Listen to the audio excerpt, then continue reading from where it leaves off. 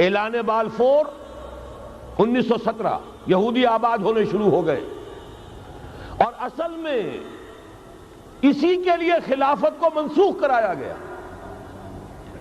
سلطان عبد الحمید، اگرچہ یہ ترکی خلافت جو ہے مرد بیمار کمزور، پھر بھی وہ مسلمانوں والا جذبہ اتنا تھا، انہیں بڑی سے بڑی رشوت پیش کی گئی تھی۔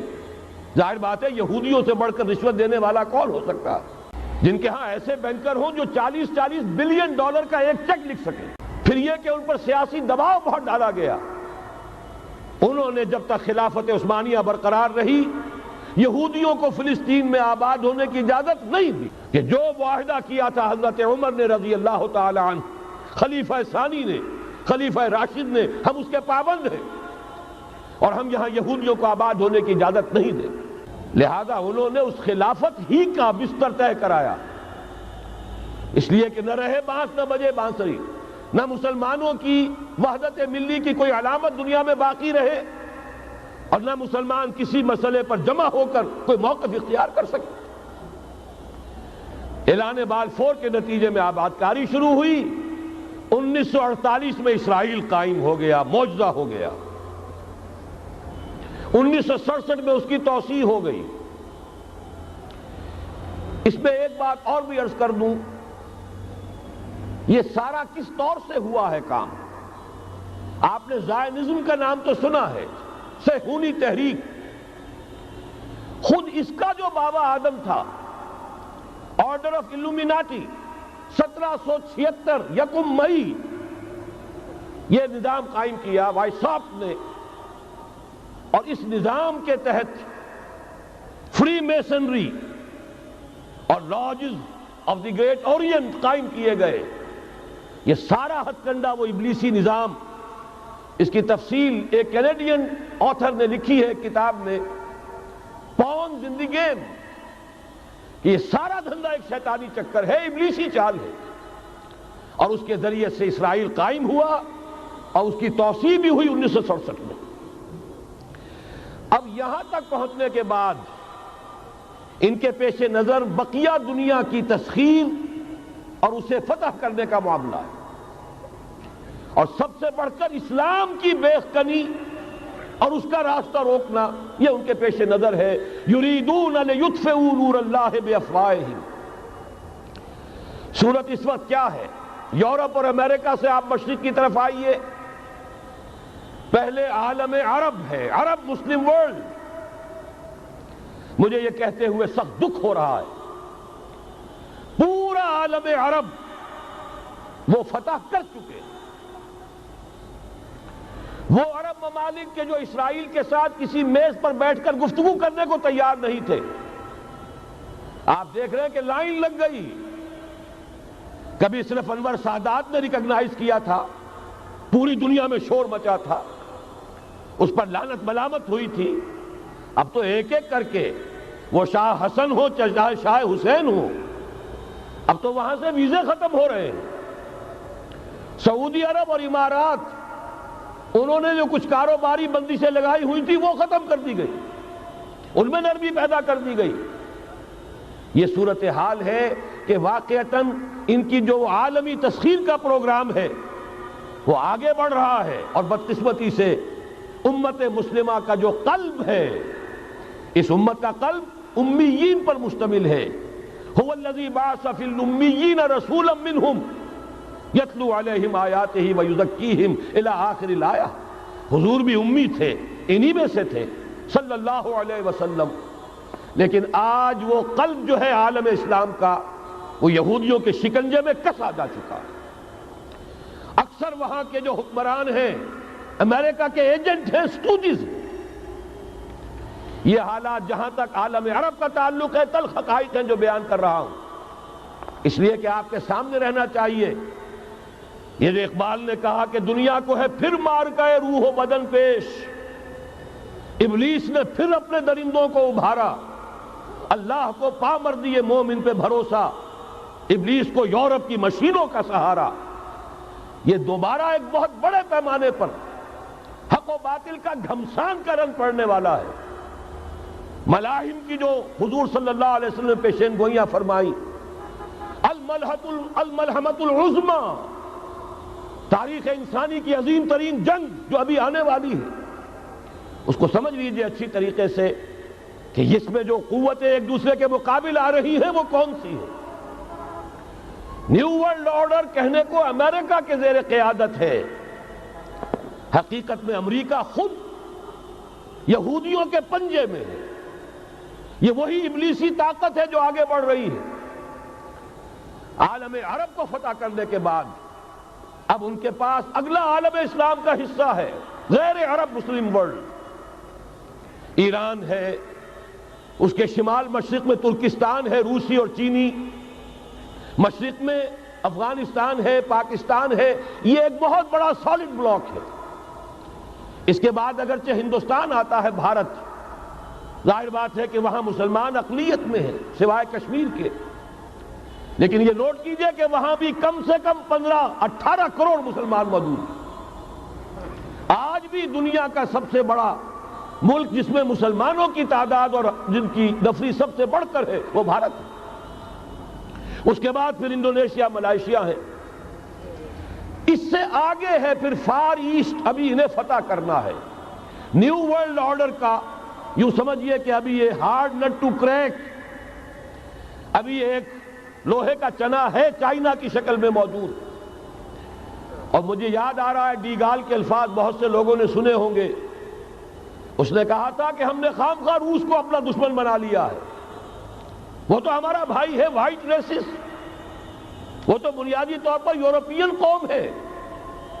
Beware of the yellow masses of the east, تمہیں گھبرانا چاہیے، تمہیں خبر لینی چاہیے۔ وہ مشرق بعید کے جو زرد رو لوگ ہیں، China, Indo China, Japan, yellow races, ابھی اس نیو ورلڈ آرڈر کے لیے جو فتح عالم اور تسخیر عالم کا پروگرام ہے، اس میں پہلے غیر عرب مسلمان دنیا اور پھر یہ فار ایسٹ کا خاص طور پر یلو ماسز، یہ ہے کہ جنہیں ابھی انہیں ٹیکل کرنا ہے۔ اور اسی لیے میں عرض کرنا چاہتا ہوں، حقائق ہمارے سامنے رہنا چاہیے۔ تھی میڈرڈ کے اندر بھی، لیکن وہ سارا پیس پروسیس جو ہے اس کی دھجیاں کر رہا ہے۔ وہ وقت بالکل قریب نظر آ رہا ہے کہ یروشلم کے مسئلے پر وہاں بٹھی دہک اٹھے گی، اور احادیث نبویہ میں جو خبریں دی گئی ہیں کتاب الملاحم کی احادیث میں، معلوم ہوتا ہے کہ اب اس کا آغاز ہونے والا ہے۔ نتن یاہو کو امریکہ کے خلاف جانے کا اصل میں حوصلہ کیوں بڑھ رہا ہے؟ اس لیے کہ اسے معلوم ہے کہ فرنگ کی رگیں جہاں پنجہ یہود میں ہے، چاہے کلنٹن ہو یا کلنٹن کا باپ ہو، یہودی لابی وہاں کی اتنی مضبوط ہے، کانگریس میں اور سینٹ میں ان کا اتنا اثر ہے کہ کوئی بھی وہاں شخص بڑے سے بڑا طاقتور اور بڑے سے بڑا اختیارات کا حامل اسرائیل کی مرضی کے خلاف نہیں جا سکتا۔ یہی معاملہ یہاں نظر آ رہا ہے۔ بظاہر تو ناراضگی کا اظہار ہوا ہے، لیکن یہ بات اب تو کھلتی چلی جا رہی ہے۔ حقیقت یہ ہے کہ یہود اور ہنود کا بڑا گہرا لنک قائم ہو چکا ہے، اور یہ بھٹیاں اب دونوں طرف دہکیں گی۔ میں اس سے پہلے بارہا کہہ چکا ہوں، ملت اسلامیہ تقریباً 150 کروڑ افراد پر مشتمل ہے، لیکن اس میں سے تقریباً 20 کروڑ عرب ہیں۔ ان کو اللہ نے خصوصی فضیلت دی تھی، یہ تھے کہ جن کی زبان میں قرآن نازل ہوا، خود محمد عربی صلی اللہ علیہ وسلم عرب تھے، انہیں جو فضیلت عطا کی تھی، لیکن بدقسمتی سے اس دور میں آ کر بھی انہوں نے آزادی حاصل کرنے کے بعد بھی اپنا قبلہ درست نہیں کیا۔ کسی نے ماسکو کی طرف رخ کیا، کسی نے واشنگٹن کا رخ کیا، اللہ اور اس کے رسول کی طرف رخ نہیں ہوا۔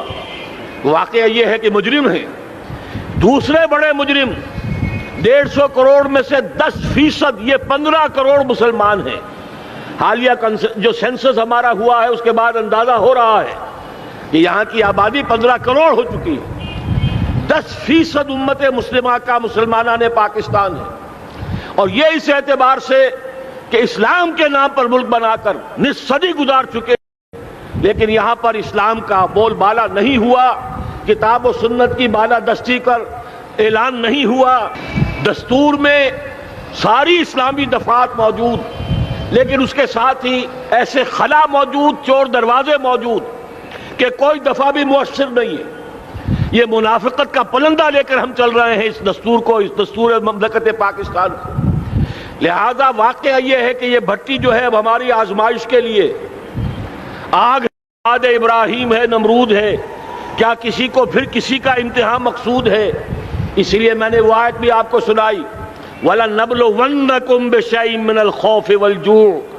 آج کی صورتحال پر غور کیجئے، کس درجے یہ الفاظ ہمارے جو ہیں وہ ثابت ہو رہے ہیں اور جس اپلائی ہو رہے ہیں۔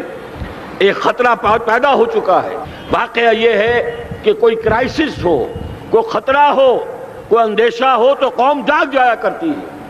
اور اس کے بعد حقیقت یہ ہے، اگر ہم نے جرأت کر لی، اور مجھے یقین ہے کہ ہو جائے گا، کچھ لیت و لال ہے، کچھ تاخیر ہے، حکومت کے کچھ اعلانات دو طرفہ سے بھی آ جاتے ہیں، لیکن مجھے یقین ہے یہ دھماکہ ہوگا، یہ مشیت اعزدی ہے، یہ شدنی امر ہے، یہ ہوگا۔ اور اس کے بعد یقیناً اس آیت مبارکہ کا دوسرا لفظ ہم پر منطبق ہوگا، وَلَنَبْلُوَنَّكُمْ بِشَيْءٍ مِّنَ الْخَوْفِ وَالْجُوعِ۔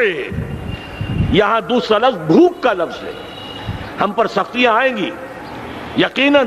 الکفر ملت واحدہ، پوری دنیا امریکہ کی زیر سرپرستی ہمارے خلاف کھڑی ہوگی، ہمارے اوپر پابندیاں لگیں گی، لیکن شاید ہمارے جذبہ ایمانی کو بیدار کرنے کے لیے اللہ تعالیٰ اسی کو ذریعہ بنا دے، اور پھر اس کے ذریعے سے پورے عالم اسلام میں عوامی سطح پر جو ہمدردی پیدا ہوگی پاکستان کے ساتھ، اس کے آثار شروع ہو گئے ہیں۔ کبھی قطر کی طرف سے خبر آ رہی ہے، کبھی الاحرام کا جو ہے وہاں بات سامنے آ رہی ہے۔ معلوم ہو رہا ہے کہ جو بھی پبلک اوپینین ہے پورے عالم اسلام میں، اس کی وجہ کیا ہے؟ میں نے اپنے پچھلے جمعے کے خطاب میں عرض کیا تھا کہ جیسے پاکستان سلطنت خداداد پاکستان ہے، ایسے ہی اس کی ایٹمی صلاحیت یہ بھی خداداد ہے، اللہ نے چھپر پھاڑ کر ہمیں دی ہے۔ ایسا نہیں تھا کہ ہم نے لیبارٹریاں بنائی ہوں، ہمارے سینکڑوں اور ہزاروں سائنسدان ریسرچ میں لگے ہوئے ہوں، نہیں، اچانک اللہ تعالیٰ کی طرف سے ہمیں ایک نعمت غیر مترقبہ عطا ہو گئی ڈاکٹر عبدالقدیر کی شکل میں۔ پھر نہ معلوم کس کس ذریعے سے اس پروگرام کو آگے بڑھانے کے لیے جن پرزوں کی ضرورت تھی، کس کس ذریعے سے وہ پرزے یہاں پہنچے ہیں۔ یہ بھی خالص خداداد صلاحیت ہے، اور اس کو سمجھ لینا چاہیے کہ یہ ہمارے لیے ایک فرض کفایہ کے درجے میں ہے پوری امت مسلمہ کی طرف سے۔ اس کی وجہ کیا ہے؟ پورے عالم اسلام میں کہیں اور یہ صلاحیت موجود نہیں۔ کچھ ایٹمی دانت نکلنے کا امکان پیدا ہوا تھا عراق میں، آپ کو معلوم ہے کئی سال پہلے اسرائیل کے جیٹس آئے اور اس کی ایٹمی تنصیبات کو تہس نہس کر کے چلے گئے۔ اس کے بعد جو کچھ ہوا ہے خلیج کی جنگ میں، اس کا اگلا پچھلا کھایا پیا سارا اگلوا دیا، اور اس کے لیے جو پابندیاں ہیں شدید سے شدید تر ابھی تک چلی آ رہی ہیں۔ تو اچھی طرح سمجھ لیجئے کہ پورے عالم اسلام میں صرف ایک پاکستان ہے، پوری دنیا میں صرف ایک ملک ہے جو اسلام کے نام پر بنا، پورے عالم اسلام میں صرف ایک ملک ہے جس کے پاس ایٹمی استعداد ہے۔ ان دونوں چیزوں کو سامنے رکھیے تو پھر مشیت اعزدی میں مختلف چیزیں جو اللہ تعالیٰ کی اس تدبیر کے اندر موجود ہیں، اس کی کچھ نہ کچھ کڑیاں جو ہیں ملتی نظر آتی ہیں۔ لہذا اگر یہ معاملہ ہو جاتا ہے تو یقیناً اگرچہ سختی آئے گی، وَلَنَبْلُوَنَّكُمْ بِشَيْءٍ مِّنَ الْخَوْفِ وَالْجُوعِ، لیکن ایک تو یہ کہ اس قوم کے اندر سے انشاءاللہ جذبہ ایمانی برآمد ہوگا، اس قوم کے اندر سے ایثار اور قربانی کے جذبات برآمد ہوں گے، پورے عالم اسلام کی اخلاقی سپورٹ اسے حاصل ہوگی۔ اور میں یہ سمجھتا ہوں کہ جیسے نوائے وقت نے بھی بہت اچھا کیا، کل یا پرسوں کے اپنے جو سر وقت پر وہ احادیث شائع کر دی ہیں، جن میں سے دوسری حدیث بڑی معنی خیز ہے۔ حضور نے فرمایا اصابتان احرزہم اللہ من النار، دو لشکر ایسے ہیں کہ جن کو اللہ تعالیٰ نے جہنم کی آگ سے چھٹکارے کا پروانہ دے دیا۔ وہ لشکر جو ہیں وہ جہنم کی آگ سے چھٹکارا پا گئے، احرزہم اللہ من النار۔ وہ دونوں لشکر کون سے ہوں گے؟ اصابت یغزو الہند، ایک وہ کہ جو ہندوستان پر حملہ آور ہوگا، اور دوسرا وہ جو حضرت مسیح علیہ السلام کے ساتھ جبکہ ان کا نزول ہوگا، اور اللہ تعالیٰ ایک مجدد اس آخری دور کے مجدد کی حیثیت سے حضرت مہدی کو بھی ہمارے درمیان میں سے اٹھائے گا، اور پھر جو آخری فیصلہ کن جنگ ہوگی الملحمۃ العظمیٰ، اس کے لیے یہاں سے فوجیں جائیں گی ان کی مدد کے لیے۔ اب ان دونوں فوجوں کو ایک حدیث میں جمع کرنے سے اندازہ کر لیجئے کہ اس کا مطلب کیا ہے۔ یہ علاقہ پاکستان اور اس سے ملحق افغانستان، یہ علاقہ ہے کہ جو اسلام کا گہوارہ پہلے بنے گا، یہاں سے فوجیں جائیں گی، اور دائیں بھی اور بائیں بھی، مشرق میں بھی اور مغرب میں بھی، اور یہیں سے انشاءاللہ تعالی اسلام کا جو عالمی غلبے کا جو وعدہ ہے اللہ کا، کی خبر دی ہے محمد رسول اللہ صلی اللہ علیہ وسلم نے کہ لا يبقى على الارض بیت وبر ولا مدر الا ادخلہ اللہ کلمۃ الاسلام، اس روئے ارضی پر کوئی گھر بچے گا نہ خیمہ بچے گا جس میں اللہ تعالیٰ کلمہ اسلام کو داخل نہ کر دے۔ وہ حدیث کے جس کے بارے میں فرمایا گیا، حضور نے ارشاد فرمایا، حضرت ثوبان سے روایت ہے کہ اللہ تعالیٰ نے میرے لیے ساری زمین کو سمیٹ دیا۔ ان اللہ زوالی الارض فرأیت مشارقها و مغاربها، میں نے اس زمین کے سارے مشرق دیکھ لیے، سارے مغرب دیکھ لیے، لیکن یہ جان لو ان امتی سیبلغ ملکها ما ذوی لی منها، میری امت کی حکومت ان تمام علاقوں پر قائم ہو کر رہے گی جو پوری زمین کو لپیٹ کر مجھے دکھا دیے گئے۔ یہ وعدہ پورا ہونا ہے، اور اس وعدے کا نقطہ آغاز یہی سرزمین، اور جیسا کہ ہمیں افغانستان میں آثار نظر آ رہے ہیں، ایک خالص دینی مذہبی حکومت قائم ہو چکی ہے۔ افغانستان کا 80% علاقہ امن کا گہوارہ بن چکا ہے، علماء کی وہاں قیادت ہے اور حکومت ہے۔